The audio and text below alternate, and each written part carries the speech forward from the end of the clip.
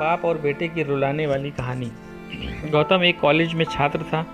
उसने एक डीलर के शोरूम में एक सुंदर स्पोर्ट कार देखी थी और वो एक लंबे समय से अपने लिए एक ऐसी ही कार चाहता था। गौतम जानता था कि उसके माता पिता इसे खरीदने के लिए सक्षम हैं, इसलिए उसने उन्हें बताया कि उसे ये कार अपने ग्रेजुएशन कंप्लीट होने पर गिफ्ट के रूप में दे।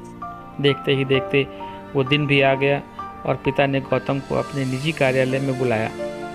उन्होंने उसे कहा कि मुझे तुम्हारे जैसे अच्छे बेटे पर बहुत गर्व है। उन्होंने उसे बताया कि वो उसे कितना प्यार करते हैं और उसे एक प्यारा रैपर से लिपटा हुआ उपहार दिया। गौतम उस छोटे से गिफ्ट के डिब्बे को देखकर निराशा महसूस करने लगा, लेकिन वो जानने के लिए उत्सुक था कि ऐसा क्या था उस बॉक्स में। इसलिए उस बॉक्स को तुरंत खोला और एक लाल कपड़े में लिपटी भगवत गीता दिखी। आप इतने अमीर हैं और आप मुझे केवल एक गीता दे रहे हैं। काफ़ी गुस्से से अपने पिता पर वो चिल्लाया और अपनी नाराज़गी और गुस्से के वश में आकर अडम्बनाएं न आओ देखा न ताओ तुरंत घर छोड़ दिया। काफ़ी साल बीत गए। गौतम अब एक सफल व्यवसायी बन गया था। वो अपने जीवन में खुश था। उसकी शादी हो चुकी थी और उसके 2 बच्चे थे। उनका परिवार एक सुंदर घर में रहता था, लेकिन उसके पिता के साथ टूटे रिश्तों के कारण उसकी आत्मा अभी भी आहत थी। गौतम अपने पिता पर घर छोड़ने के बाद कभी उनसे नहीं मिला था।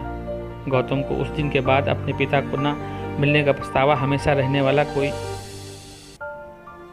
क्योंकि एक दिन उसे पत्र मिला जिसमें उसने पिता के निधन की खबर थी और साथ ही ये बताया गया कि उन्होंने अपने जीवन भर की पूंजी वसीयत के अनुसार अब गौतम के नाम कर गए थे।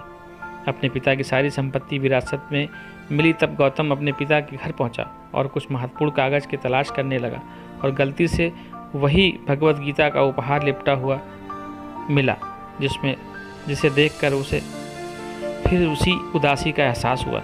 उस गीता को उसने अच्छे से देखा और उस पर अपने पिता की हैंडराइटिंग में कुछ लिखा पाया। उस पर लिखा था कि मैं खुद को बेचकर भी हर सपना पूरा करूंगा तेरा, बस तू सपने बड़ा देखना।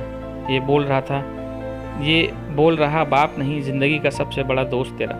ये कविता पढ़ी ही थी कि अचानक उस किताब से एक चाबी गिरकर उसके सामने आई। ऊपर लगे टैग पर उसने ग्रेजुएट होने की तारीख के साथ ग्रेजुएशन और आई लव यू लिखा हुआ था। गौतम के सर के ऊपर से उसके पिता का साया तो पहले ही उठ चुका था और आज उसकी ज़िंदगी का सबसे बड़ी गलती के बारे में जानकर उसके पैरों के नीचे से ज़मीन भी खिसक गई।